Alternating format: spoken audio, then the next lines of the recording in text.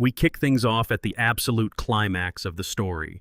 The moment of the Demon King's subjugation has finally arrived, and honestly, the big bad guy is having a hard time accepting reality. He stares down in shock, coughing up blood, completely baffled that the one to land the finishing blow is just some unknown warrior. As the Demon King collapses to the ground, he lets out a dry laugh, musing over the irony of being defeated by what he assumes is a full-fledged holy knight. Or wait, is it just a mere villager? He finds the whole situation hilarious. But our boy Clay isn't in the mood for villain monologues. Covered in injuries and looking absolutely exhausted, Clay coldly asks if the boss has any last words. The Demon King barely gets out a "well then," before Clay just deadpan says, "understood," and brings his heavy blade down in a brutal, bloody execution. No hesitation whatsoever. We love a no-nonsense protagonist. With the final blow dealt, the rest of the hero party is shown sprawled out on the floor, looking like they spent the entire raid taking a nap. The blonde prince, Yuke, finally groans and opens his eyes just in time to see the Demon King's massive body turning to dust. He stares in absolute disbelief, asking if Clay really just soloed the final boss. Clay turns around with a tired, goofy smile, cheerfully greeting his awoken comrade while admitting that if he relaxes for even a second, he's probably going to pass out. But then Yuke notices something that makes his jaw drop even further. Clay is casually holding Aaron's vial, the legendary holy sword. Clay quickly apologizes, explaining his own sword broke during the fight, so he just borrowed it. Now this completely breaks Yuke's brain because the holy sword has a strict VIP-only policy. Supposedly, it's impossible to touch unless you have Altonia royal blood running through your veins. Yuke starts doing mental gymnastics, wondering if this random villager is actually his secret long-lost brother.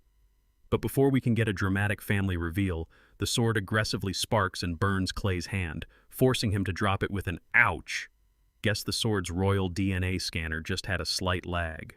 As Yuke safely retrieves his weapon, Clay shakes off the burn, figuring the sword just had some special anti-demon properties that reacted to the lingering miasma. Meanwhile, Yuke assesses the situation, realizing that with the Demon King and his top executives finally dead, this brutal war is essentially over. Yuke smiles brightly, declaring the end of their subjugation journey. Clay sighs, noting that it feels a bit anticlimactic now that it's done, especially since he just spent the last hour fighting for his absolute life while the others were snoozing. Yuke agrees, fondly looking back at the start of their journey. He admits that when he first advocated to bring a mere villager on a royal quest, he was super doubtful, but now he realizes the prophecy was dead on. Clay is the true hero. Clay immediately gets flustered, pulling the classic humble protagonist routine, but Yuke isn't having it. He playfully teases Clay, telling him to start drafting a victory speech for when they return home as legends. Clay completely panics, yelling that there is no way he's doing public speaking, while Yuke just laughs and decides it's finally time to wake up the two girls in their party who conveniently slept through the entire apocalypse. Fast forward a few days, and our triumphant heroes are back in the Altonia kingdom, kneeling on the red carpet before King Zeldodo. The king formally praises his son Yuke and his companions for their noble deed, but the vibe in the room isn't purely celebratory. Standing off to the side is Prime Minister Geg Conrad, who is sweating bullets. Internally, this guy is stressing out, completely shocked that Yuke actually managed to defeat the Demon King and survive. Clay glances up and immediately catches onto the tension, remembering Yuke mentioning that he and the Prime Minister fight like cats and dogs. Realizing he needs to save face in front of the crowd, the Prime Minister slaps on the fakest, widest smile you've ever seen, throwing his arms out and loudly praising their wonderful achievement, declaring that the hero party must be showered with fitting rewards. But come on, just look at that guy's face. We all know he's already plotting a way to stab them in the back. While Prime Minister Geg Conrad is standing there acting all celebratory, internally, he is having an absolute meltdown, sweating bullets because if Prince Yuke actually gets the credit for killing the Demon King, the first in line to the throne, who the Prime Minister basically controls, is in massive danger of losing his succession. Conrad immediately starts scheming, thinking to himself that since no one actually defeated the Demon King on their own, he just needs to twist the narrative and attribute the achievement to literally anyone else but Yuke. We get a quick flashback showing Sage Teritas and Saintess Flora admitting they were completely useless and knocked unconscious during the final boss fight, leaving only Yuke kneeling before the king in the present, ready to give his official report. The king nervously waits, and the prime minister is practically holding his breath, ready to interject. But before Yuke can even finish his sentence, Clay suddenly speaks up from the sidelines and drops a massive bombshell. "It's Lord Yuke!" "Bro, what?" The whole court gasps in awe, cheering for His Highness, while the Prime Minister looks like he just got hit by a truck. Clay puts on the Oscar-worthy performance of a lifetime, sweating slightly but keeping a straight face as he claims he was too terrified and hid in the shadows while Yuke soloed the boss. And to make his lie absolutely bulletproof, Clay brings the receipts. He points out that only someone with royal blood can wield the holy sword Aronsvile, and tells the court to simply examine the Demon King's corpse, because the fatal wounds were clearly carved by that very sword. Since Yuke was the only royal at the scene, boom, case closed. Checkmate, old man. But of course, the second they get out of the public eye and into a private room, all hell breaks loose. Flora absolutely loses her mind, screaming at Clay and demanding to know why he just lied to the king when he was the one who actually defeated the Demon King. Yuke tries to calm her down, knowing Clay isn't stupid and must have a hidden motive. Teritas, being the brains of the group, smirks and hits the nail on the head. Clay did it to protect Yuke from political assassination. Here's the tea. Prince Alton is currently first in line for the throne, but he's nothing more than a puppet for Duke Conrad. If Yuke gets this legendary achievement, his chances of becoming king skyrocket, which would ruin the Duke's corrupt monopoly. Teritas points out that if Clay took the credit, the Duke would just sweep it under the rug and find a way to line his own pockets while trashing Yuke's reputation.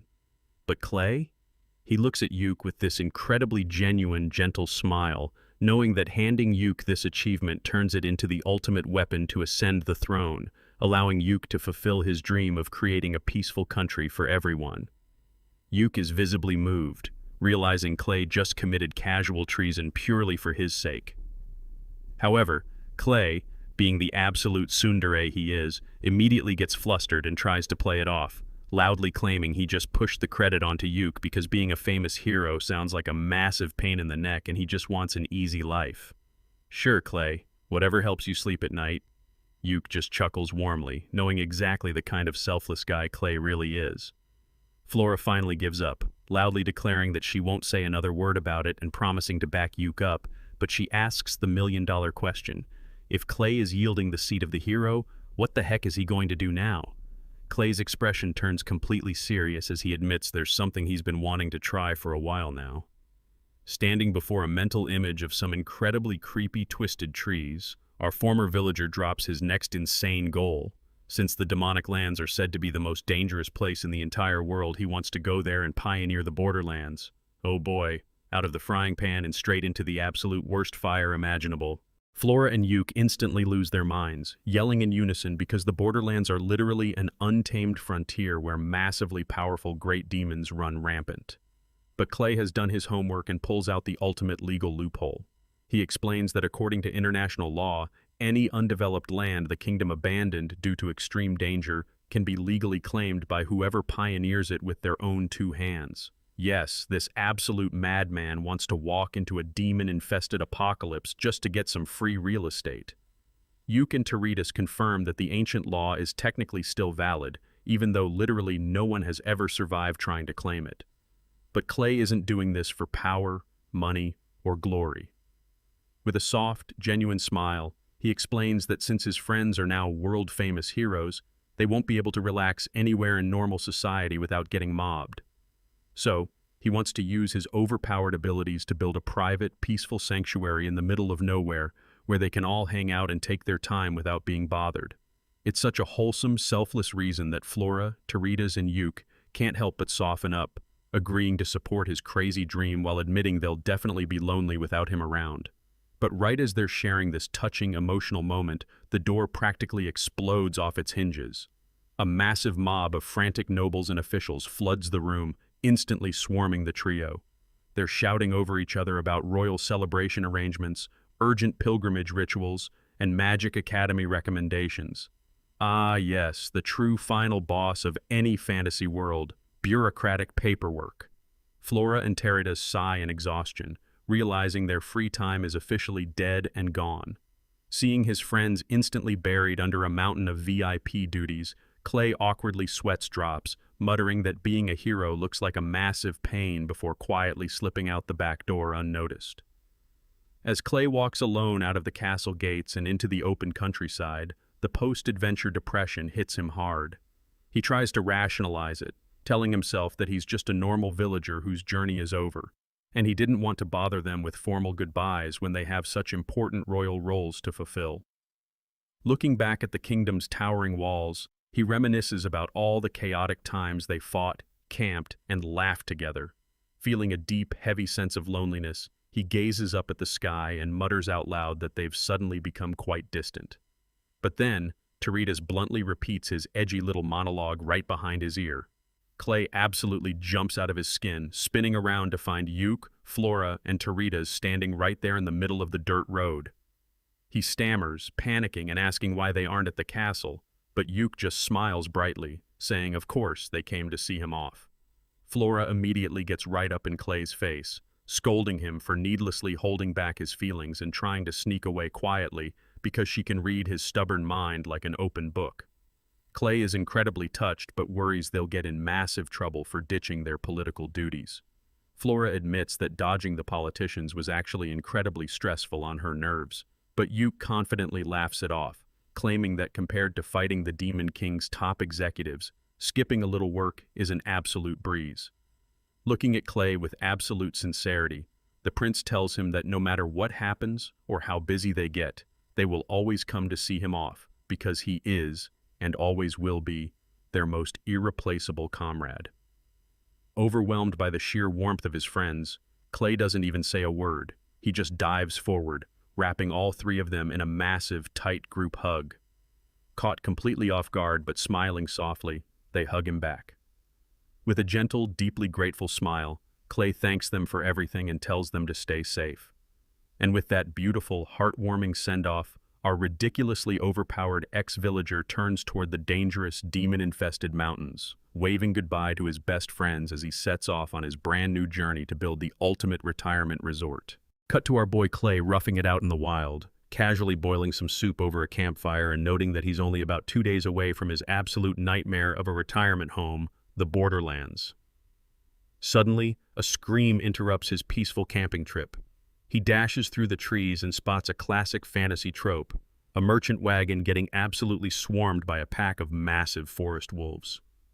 The merchants are bracing for the end, but Clay isn't about to let innocent NPCs die on his watch. He leaps right into action, charging up a magic wind spell and unleashing a devastating wind blade that effortlessly slices the giant mutts into ribbons in midair.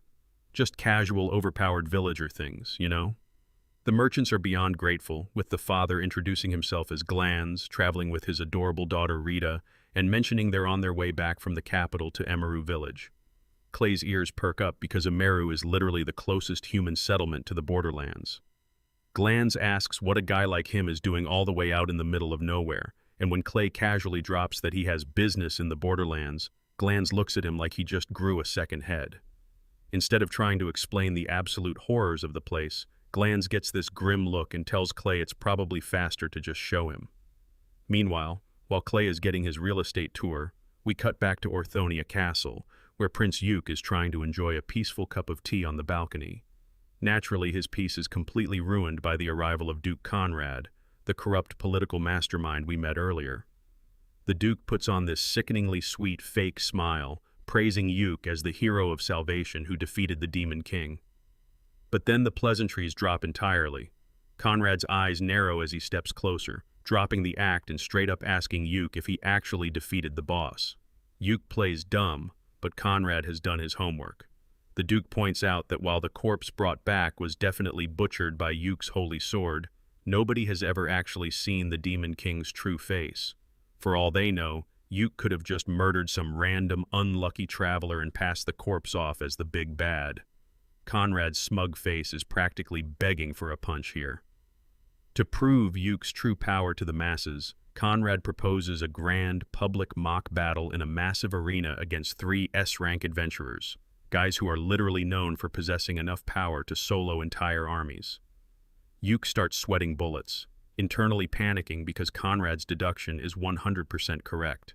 Yuke absolutely does not have the power to back up his heroic title, and showing a shameful display of defeat in public would completely destroy his reputation and his claim to the throne. It's a perfect, inescapable political trap. But then, Yuke thinks back to the massive sacrifice his best friend made for him. Remembering that he inherited the seat of the hero directly from Clay, Yuke's demeanor completely shifts. He flashes a confident, unshakable smile, looking the Duke dead in the eye, and declares he won't allow himself to be swayed by such a boring tactic, boldly accepting the challenge. That's our prince, bluffing with absolute max charisma. Cutting back to the actual overpowered hero, the merchant wagon pulls up to a ridge, and Glanz tells Clay to see the borderlands for himself.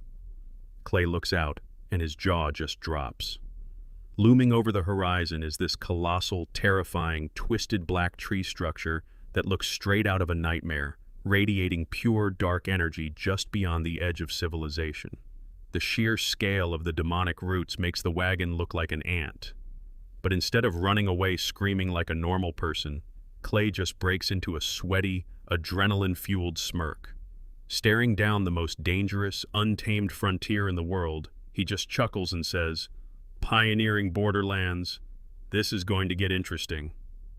And as he prepares to step into the abyss, we get one final epic flashback to the moment it all started. The Demon King, beaten, bloody, and broken, asking for the name of the unknown warrior who bested him. And our protagonist, bleeding but glowing with absolute raw magical power, simply looks down and replies, "Clayers, I'm just one who carries luggage for the hero's party, a villager." After surviving the scenic route, Clay finally arrives at Emaru Village, the literal last stop before the demonic frontier. Since the sun is already setting, Glanz logically suggests waiting until morning to walk into certain doom, prompting Clay to casually ask if there's an inn he can rent for just under a month. Naturally, this tiny frontier town isn't exactly a tourist hotspot, so they have zero accommodations.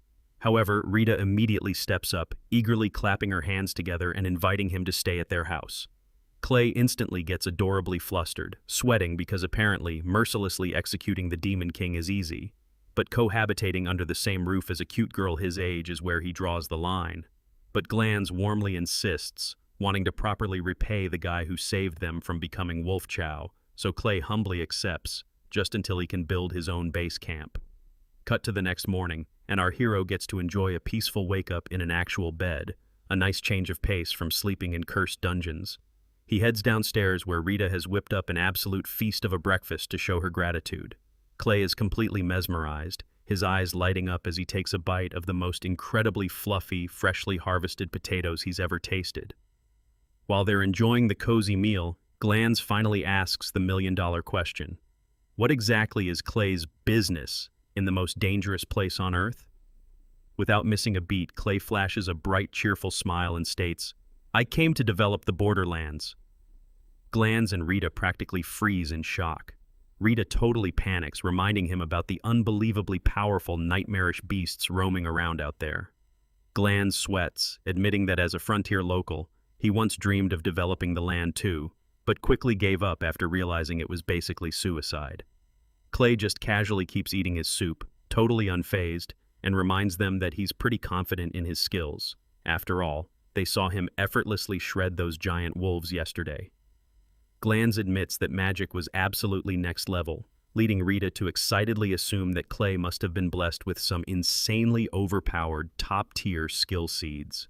For context, in this world, skill seeds are divine talents granted by the gods at birth and identified at the church, like being destined to be a master swordsman or an elite mage.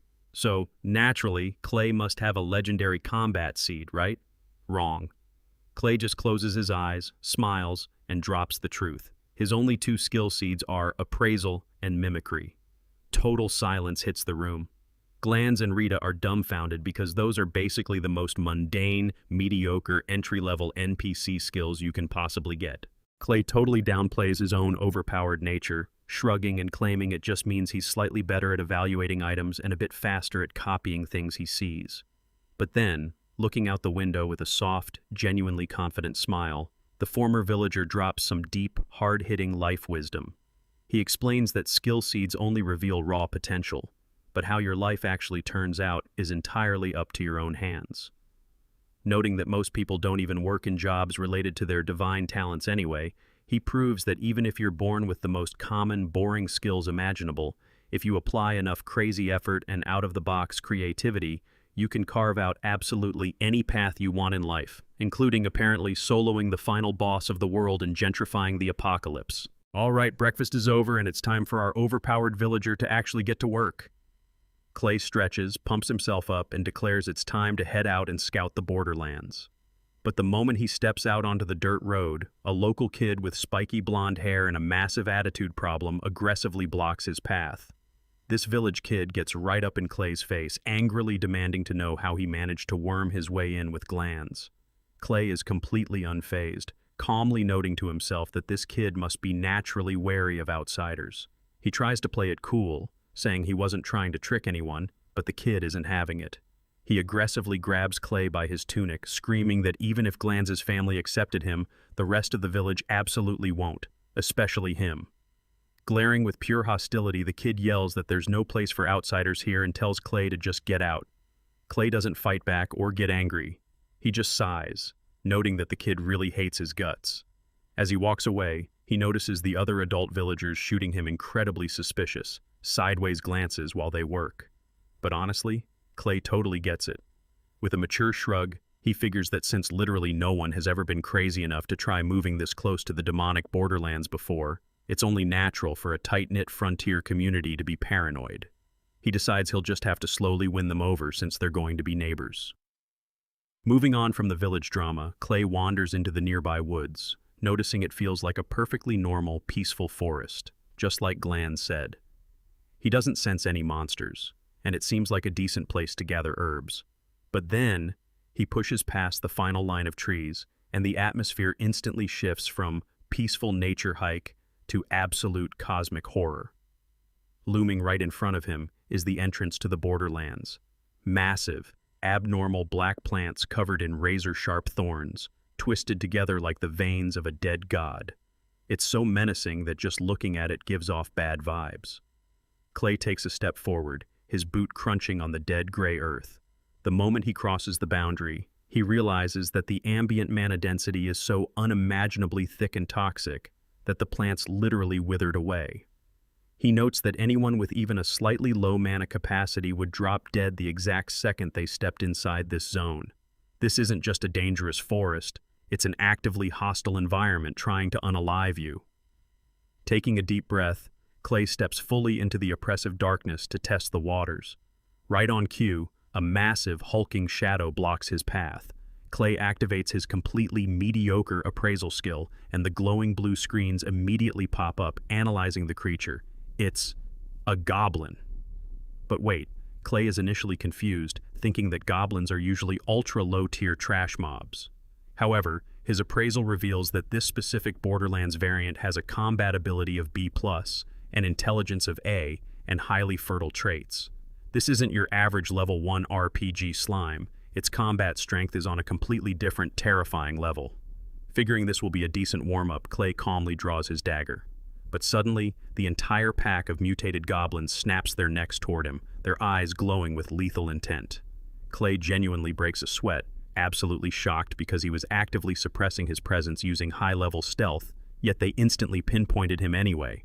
And before he can even blink, the hyper-intelligent goblin squad blitzes him with terrifying speed and coordination. Yeah, so much for an easy warm-up, buddy. The hyper-intelligent goblin squad blitzes him with terrifying speed, screeching as they launch themselves through the air for a synchronized kill. Clay genuinely notes how insanely fast they are, but let's be real, this is our overpowered protagonist we're talking about here. Without even breaking a sweat, he smoothly draws his sword and unleashes a single, devastating horizontal slash that instantly cleaves through the entire pack of leaping monsters in one frame. Standing amidst the falling bodies of the B-tier threat, Clay coldly sheathes his blade and drops the absolute hardest one-liner. Even so, a goblin's still just a goblin. Bro did not have to flex that hard. Examining the aftermath, Clay deduces that the insanely dense, toxic mana unique to the Borderlands is basically acting as a permanent steroid, artificially enhancing the monster's speed and power far beyond their normal limits. To confirm his theory, he carves into one of the beasts, activates his trusty appraisal skill, and is absolutely stunned. The magic stone inside this low-tier mob has grown to a seriously massive size. Realizing that the ambient mana is this thick, Clay acknowledges that actually developing land and building a house here is going to be a massive logistical nightmare if he doesn't figure out a way to purify or manage the energy first. But does this deter our guy? Absolutely not. Instead of being terrified, he throws his arms up in excitement and happily sprints deeper into the deadly abyss to explore. Cue the doom music as we get a hilarious montage of Clay casually exploring the most dangerous place on Earth, having stare-downs with a horrifying Demogorgon-looking plant monster, observing weird little walking turnip creatures, and literally backhanding a flock of gargoyle bats out of the sky. Cut back to the peaceful village, where Rita hears a soft clack at the front door. Clay strolls back inside with a cheerful, "I'm back," looking completely spotless. Rita is absolutely baffled, pointing out that it is literally just past noon. Going to the Borderlands is supposed to be a one-way ticket to the afterlife, not a light morning jog. Clay just laughs, saying it's a fascinating place, and casually offers her a massive pile of high-tier magic stones he casually farmed, telling her to use them however she likes. But Rita awkwardly declines, holding up a simple, beat-up magic lantern. She explains that even if he gave them those valuable stones, they'd just go to waste, because this basic lantern is literally the only magic tool they own that can even process scrap stones. Clay is genuinely confused, asking why they don't just use a standard storage vault. Rita practically gets anime tears in her eyes, yelling that there is no way they could ever afford something that insanely expensive. Clay pauses, realizing his privilege. While fancy magical appliances are common and widely distributed in the royal capital, out here on the impoverished frontier, it's a completely different story. Staring down at his empty hand, the gears in Clay's head start turning, clearly forming a brand new, overpowered plan to solve the village's poverty problem. Back in his room, Clay decides it's time to stop flexing on goblins and actually get to work. Getting hyped up, he casually activates his storage magic, basically opening his infinite Minecraft inventory, and dumps a massive, chaotic pile of crafting materials, stones, and potions right onto his desk. Grabbing a specialized pen, he starts meticulously drawing complex magic circles onto a wooden board. As he works, he mentally reviews his grandmaster plan. He came to the frontier to develop the untamed Borderlands, so he can live a peaceful, free life where his friends can occasionally visit. But because the Borderlands are overflowing with insanely dense magical energy, it's created a deadly, unique ecosystem. Clay realizes he can't just go out there and slap a log cabin together. He needs to stay in the village for now, doing serious research and building experimental magical devices to purify and stabilize the area first. And his very first project? Building a fully functional magic stove for Glands and Rita to repay them for their hospitality. As he expertly draws the intricate runes, Clay gets a little nostalgic, remembering that crafting magical tools was actually the very first time he was given a real, useful role in the hero's party. We get a super heartwarming flashback to when Clay first left his village and joined the legendary heroes. At first, he felt like he didn't belong at all, assuming his mediocre skill seeds made him completely useless to these chosen warriors. But in a shocking twist for the fantasy genre, the hero party wasn't toxic at all. They were absolute sweethearts. They never treated him coldly, constantly protected him when monsters ambushed them, and because Clay was just an illiterate villager, they even sat down and patiently taught him how to read and write.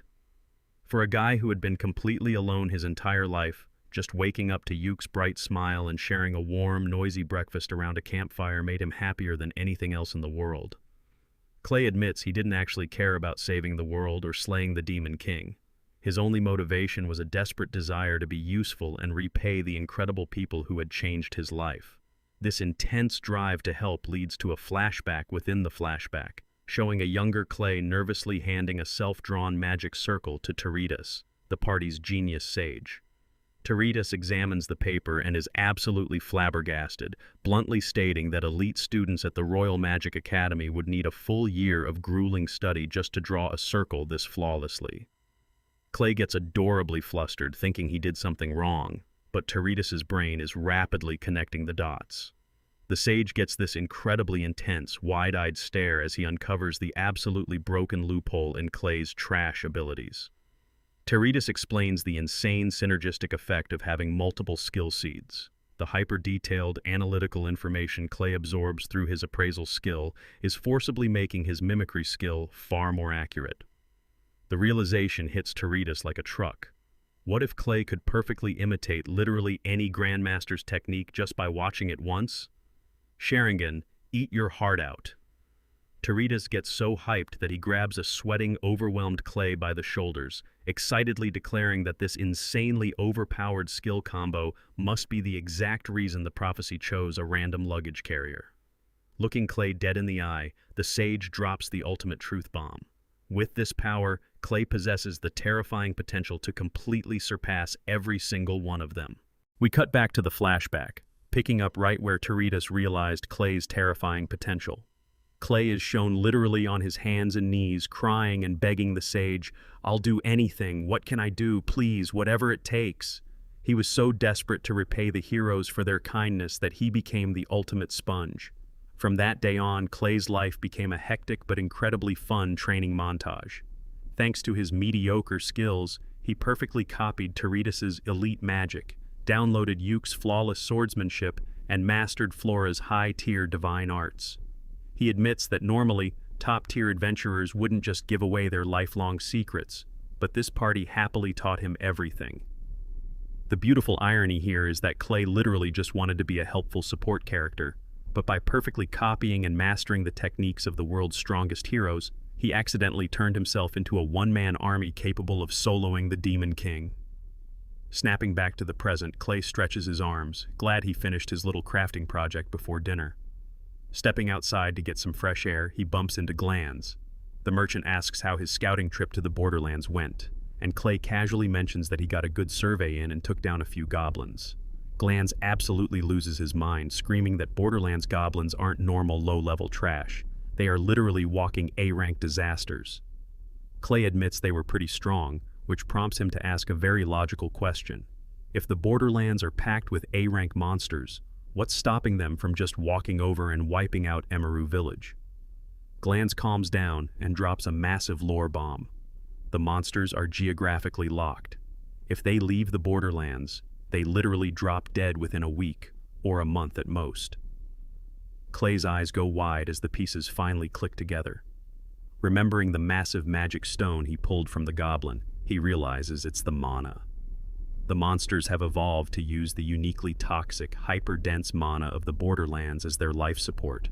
Without it, they essentially suffocate. Clay smirks, realizing that to build his peaceful retirement home, he doesn't need to fight an endless war. He just needs to figure out how to neutralize the ambient mana in his territory. Feeling accomplished, he walks back inside where Rita is prepping for dinner. He tells them to sit back and relax because he wants them to try out his newly finished magic tool. With a dramatic flair, he unveils his creations, a pristine multi-burner magic stove and a massive magical storage unit that straight up looks like a luxury modern refrigerator. Rita and Glanz are absolutely starstruck, practically sparkling as they stare at these insanely expensive appliances.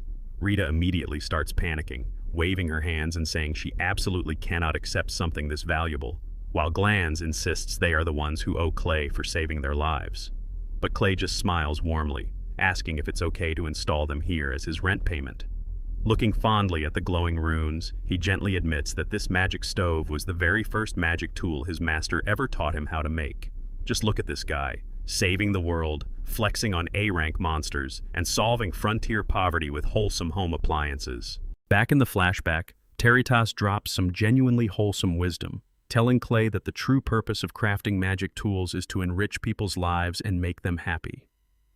Taking those words to heart, Clay looks at Glanz and Rita, hoping these insanely advanced appliances will make their hard frontier lives just a little bit easier. Rita is practically vibrating with excitement, begging him for a tutorial right on the spot. Clay shows off the stove's sleek push-to-start ignition and easy flame control levers, which is an absolute game-changer. Rita immediately puts it to the test, whipping up some thick, perfectly golden brown pancakes while geeking out over how easy it is to manage the heat compared to a normal wood fire. Meanwhile, Glanz is having an existential crisis over the magical refrigerator, absolutely stunned that their meat and fish will now stay fresh for ages. But right as they are enjoying their fluffy pancake victory, Glanz hits the brakes, the harsh reality of frontier poverty kicking in. He starts sweating profusely, pointing out the fatal flaw in this generous gift. Normal high-end magical tools require massive, standardized, and insanely expensive magic stones for fuel. He panics, assuming that once the current fuel runs out, they'll never be able to afford a refill. But Clay just hits him with the classic overpowered protagonist smile and tells him to chill out. Why? Because our boy literally modded the system. He casually explains that he custom-built these appliances to run efficiently on literal junk scrap stones they can find lying around the house. And as if that wasn't enough, he casually drops that he already fully fueled the stove using that massive, hyper-dense magic stone he ripped out of the Borderlands goblin earlier.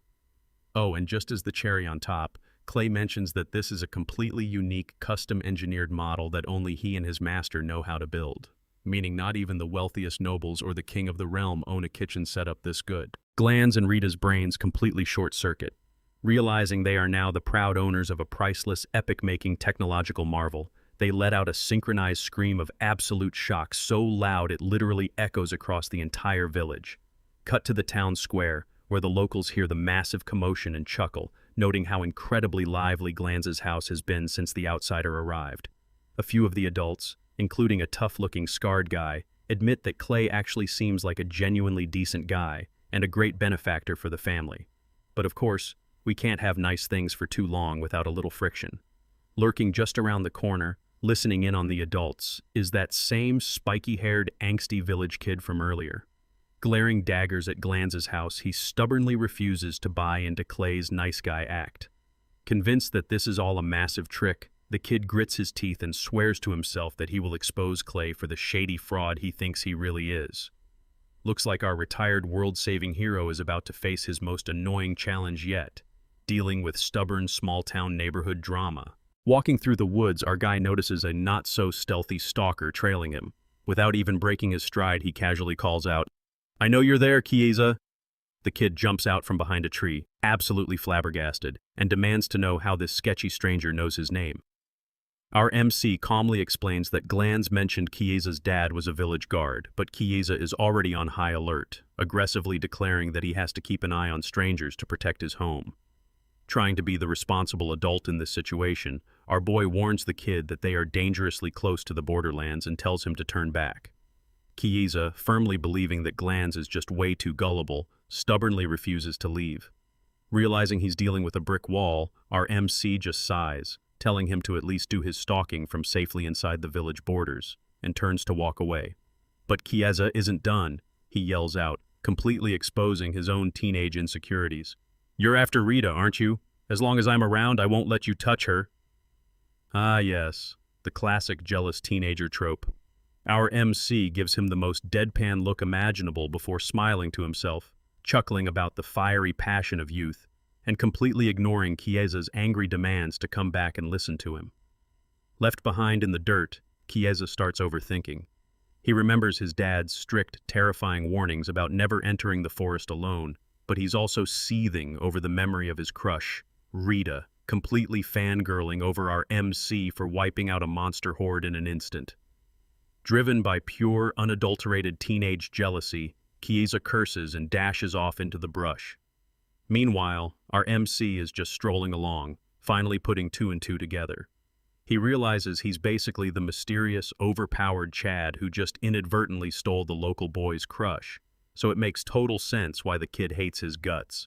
Being the chill guy he is, he decides the best way to ease the tension is to just build his own house and move out, ASAP. Time for a little magical DIY. Deciding to do a quick practice run, he effortlessly uses wind magic to slice down massive trees like they're made of warm butter. Next, he flexes his absolute mastery over the elements, using water magic to instantly suck the moisture out of the timber and earth magic to perfectly level the ground. Finally, with a wave of his hands, he uses telekinesis to snap all the logs together like a giant set of wooden Legos. In mere seconds, he's built a flawlessly sturdy shelter. Sitting down to admire his handiwork, he notes that with the canopy cleared and the sunlight pouring in, this deadly borderland actually looks like a premium vacation spot. But the relaxing vibes don't last long. When he strolls back into the village, the atmosphere is completely off. The villagers are gathered around, whispering frantically about someone missing. He bumps into Alzam, Kieza's massive, glasses-wearing dad, who immediately recognizes him as Glanz's guest. When our MC asks what's going on, Alzam drops the heavy news with a terrified look on his face. Kieza never came back. The village has a strict curfew because the Borderlands creatures roam at night, and while Kieza usually follows the rules, the sun has officially set, and the lovesick idiot is nowhere to be found. Looks like our overpowered MC is going to have to play babysitter and mount a rescue mission. Our MC is internally sweating bullets, praying to the anime gods that the lovesick kid just passed out in a hay bale somewhere. But deep down he already knows the dreadful truth. The stubborn little brat totally followed him into the Forbidden Woods. Alzam, completely unaware that our overpowered protagonist is indirectly the reason his son is currently missing, announces he'll finish sweeping the village before heading into the trees, telling our boy to holler if he finds him first. Taking a deep breath and slapping his cheeks to get into the zone, our MC realizes it's time to stop playing around. He instantly triggers his detection magic, sending out a massive, invisible radar pulse. Confirmed. The village is completely clear, meaning Kieza is officially playing the world's most dangerous game of hide-and-seek in the monster-infested forest. Without missing a beat, our MC takes off sprinting into the darkness. Now, he's a bit humble about his skills, internally noting that while a real pro like Teradus could scan a massive 5-kilometer radius, his own radar caps out at a measly 2 kilometers. So, what's the big brain play? Just leave the magical Wi-Fi turned on and run around really fast until he catches a signal. Sure enough, ding! He gets a hit 2 kilometers out. For a split second, he breathes a sigh of relief, sensing the kid is okay. But that relief evaporates instantly. His magical spidey senses go haywire because hovering right next to Kieza's signal is an absolute unit of a monster. Sprinting at breakneck speed, he yells out, desperately hoping his voice reaches the kid, telling Kieza not to move a single muscle. Cut to the deep woods, where Kieza is currently failing his stealth check miserably. The kid is huddled behind a rock, hyperventilating like he just ran a marathon, while a monstrous, towering red grizzly with a giant horn on its head breathes down his neck. Kieza is absolutely losing his mind, terrified and wondering why a boss-tier beast from the Borderlands is taking a casual stroll in the local woods. His teenage brain goes into overdrive, picturing a gruesome Mortal Kombat fatality screen where his dad and the village search party get ripped to shreds if they wander in blindly. Trying to play the hero, Kieza realizes he has to make a run for it to warn everyone to stay away. Peeking over the rock, he notices the giant death bear seems to be snoring peacefully. Thinking he just hit the jackpot, Kieza wipes the cold sweat from his face, breathes a massive sigh of relief, and decides this is his golden opportunity to pull a solid snake and sneak away. But of course, because he's a side character in a high-stakes situation, he immediately shifts his weight and makes a loud thud. The bear's glowing eyes snap open in the darkness. The beast looms over Kieza like a furry mountain of doom. Just as the grizzly rears back to turn the kid into a mid-afternoon snack, our MC finally bursts onto the scene, screaming Kieza's name, but he's a fraction of a second too late. The massive claws come crashing down, sending Kieza flying through the air like a bloody rag doll. Cursing his own timing, our boy doesn't even hesitate. He leaps high into the air, draws his blade, and with one buttery smooth, lightning-fast motion, cleanly slices right through the red grizzly's giant, swinging paw, landing gracefully in the dirt while the monstrous bear roars in absolute agony. Our MC glares at the beast. It looks like playtime in the forest is officially over. The severed paw hits the ground with a sickening thud, but unfortunately, Kieza still took a nasty hit before the rescue. He's lying in the dirt, chest torn wide open, bleeding out like a leaky faucet. Clay, our absolute Chad of an MC, kneels beside him, casually telling the kid that he found him and everything is going to be okay. But Kieza is completely out of it. Coughing up blood, he looks up at this stranger and weakly laughs. calling Clay an idiot for trying to comfort a dead man walking. As he lays there staring up at the moon, waiting for the end, Chiesa finally has his anime-style internal epiphany. He realizes he is the actual idiot here. He broke the ultimate village rule all over a stupid, petty grudge. Through his tears, he admits to himself that he always dreamed of leaving this dump to become a famous adventurer. So, when Clay showed up, a guy who actually lived that dream and was strong enough to make a name for himself in the royal capital, Chiesa just couldn't handle the sheer jealousy. Clay had everything he ever wanted, and seeing Rita totally swoon over him was just the salty icing on the bitter cake. Bawling his eyes out, Chiesa looks up at Clay and cries that even after treating him like absolute garbage, Clay still came to save his life. Admitting total defeat, the kid sobs that he never stood a chance against a guy like him. But Clay just tilts his head, completely unfazed by the emotional breakdown, and mentions he's about to use a little trick a saint taught him. His hands start glowing like a pair of high-beam headlights. He chants a quick prayer to the Divine One and drops an absolute nuke of a spell. Heal. In a blinding flash of holy light, Chiesa's gruesome, fatal wounds knit back together instantly. The kid pats his completely unscarred chest, absolutely losing his mind. He screams that this is completely insane and he literally thought he was taking a one-way ticket to the afterlife. Clay just flashes a cheeky smile, noting that it's a good thing he didn't die, completely missing Chiesa's point about how incredibly broken that magic is. Still sitting in the dirt, Chiesa is totally baffled. He asks why Clay would go to such crazy lengths for a brat who openly hated him. Showing off his peak older brother energy, Clay just smirks and teases the kid, saying it was nothing serious, just a bit of cute teenage jealousy. Chiesa instantly turns beet red, realizing his super-secret crush wasn't exactly a secret to the adults in the room. But Clay doesn't let him dwell on the embarrassment, hauling the kid to his feet and telling him it's time to head back because everyone is freaking out.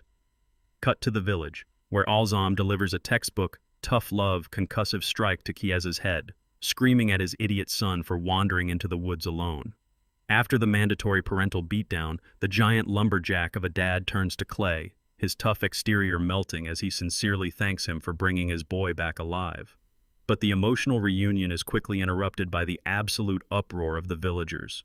Word spreads like wildfire that Clay didn't just survive the forest, he soloed a stray red grizzly. The locals are practically foaming at the mouth, explaining that even fully stacked veteran adventurer parties get wiped out by those borderland beasts.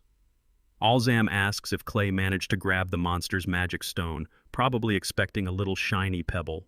Instead, Clay casually drops a crystal the size of a mini-fridge onto the ground with a massive thud. The villagers' jaws collectively hit the floor. Alzam is overjoyed, explaining that whenever a Borderlands monster wanders in, the whole forest goes into a strict lockdown, no hunting, no gathering, until the threat is dealt with. But thanks to our overpowered MC treating a raid boss like a minor inconvenience, the village is saved from a total economic crisis. Throwing a massive, beefy arm around Clay and almost crushing the poor guy, Alzam declares that tonight, they are throwing a massive feast to celebrate their new hero. While Clay awkwardly laughs, trapped in the dad hug of doom, the scene ominously shifts far away, deep beneath the royal castle, hinting that while our boy is enjoying the chill countryside life, some serious plot is definitely brewing in the shadows. The village is throwing an absolute banger of a party to celebrate, complete with overflowing mugs and delicious food. Even the mustachioed village chief makes his grand debut, strolling up to personally thank Clay for saving Chiesa's life. Always the humble Chad, Clay waves it off, telling the chief that he should be the one thanking them for letting a wanderer crash at their place, even temporarily. Later that evening, away from the roaring campfire, Chiesa pulls Clay aside for a little heart-to-heart. The kid bows so low his head practically hits the dirt, genuinely thanking Clay for bringing him back alive. Clay pokes a little fun at the sudden 180-degree attitude adjustment, but Chiesa gets incredibly serious. He spills his guts, confessing that becoming an adventurer was his ultimate dream, but feeling completely trapped in this remote village without any real strength or connections made him bitterly jealous when a real-deal badass like Clay showed up. Sweating and fully aware of how absolutely shameless he's acting after being a total jerk earlier, Chiesa suddenly shouts, begging Clay to teach him how to fight, aggressively crowning him with the title of Big Bro. Clay is totally caught off guard by the sudden promotion to older sibling but smiles to himself, realizing it's finally his turn to pass the torch. Cut back to the feast, where Rita is shocked, asking if Clay actually took the kid in as a disciple despite his busy schedule. Clay casually confirms it, though he sets some realistic ground rules. It's strictly a part-time gig. He explains that back in the day, he only got strong because his insanely overpowered friends saw potential in him, so he wants to pay that forward and help Chiesa learn things he'd never discover if he stayed in the village forever. But he makes it clear to an overly excited Chiesa that his beefy dad is still on main training duty. Clay will just be giving him pointers in between his massive landscaping project in the borderlands. This prompts a really good question from Chiesa.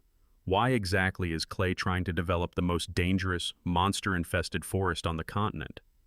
Clay drops a remarkably wholesome bombshell, revealing that once he clears the land and builds a proper estate, he wants to invite his old adventuring comrades over to hang out.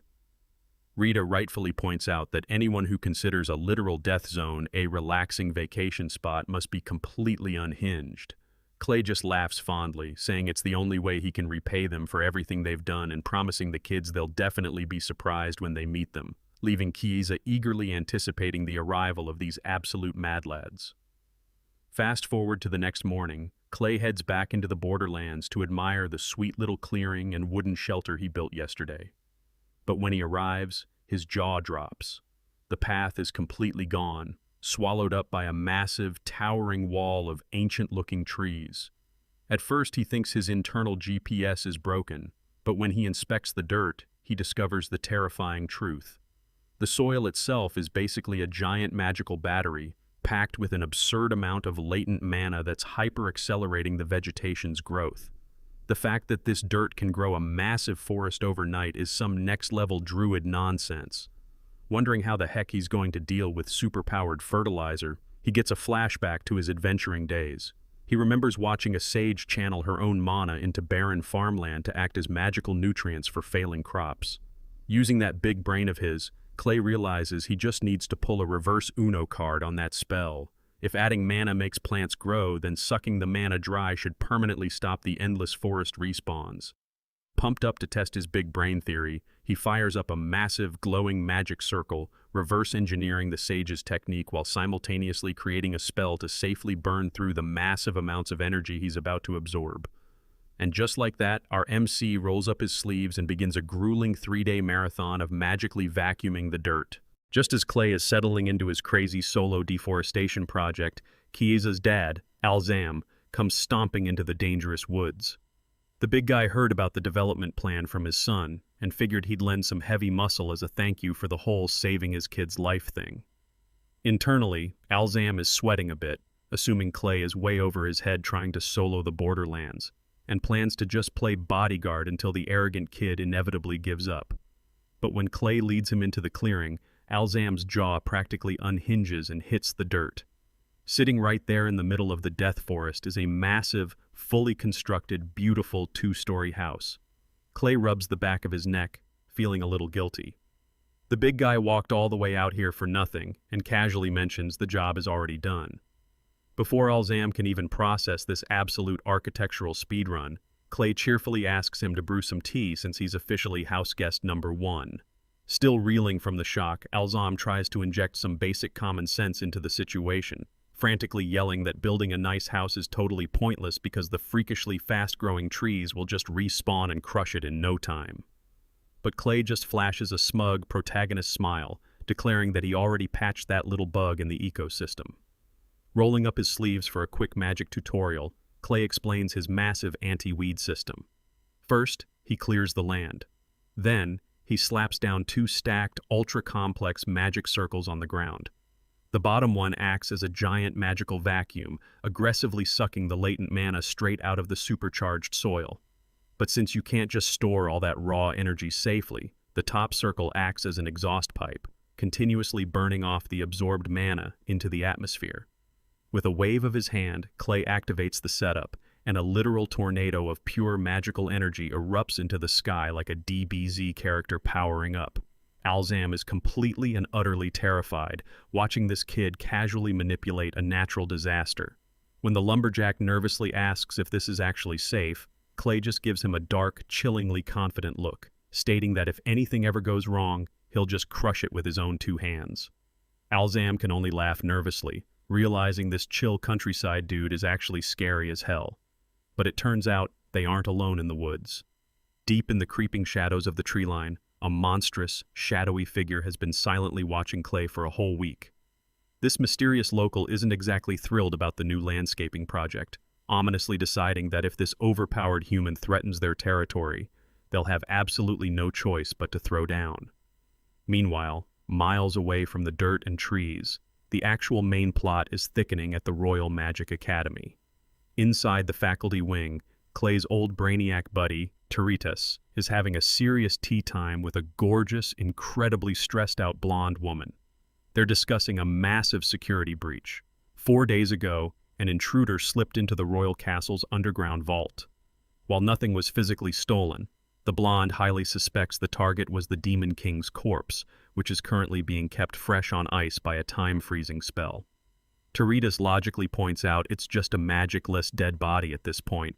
The next morning, but the political drama behind it is an absolute nightmare. The blonde is practically pulling her hair out, complaining that if they report the break-in, the annoying higher-ups will start doubting the hero Yuke's accomplishments all over again.